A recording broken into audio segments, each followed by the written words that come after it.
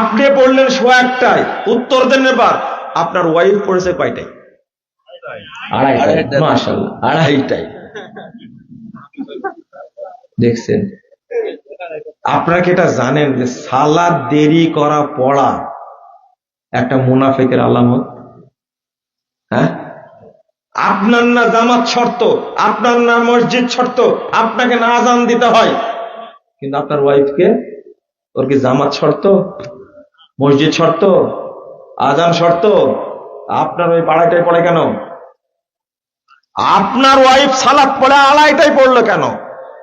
ওকে কি বলতে পেরেছেন এই শোনো, 12টা 5-এ ওয়াক্ত হয়েছে, আগে সালাত তুমি পড়ে নাও, এরপরে তুমি ঝাড়ু দাও, এরপরে থালা বাসন মাজো, এরপরে রান্না করো, এরপরে তরকারি কাটো।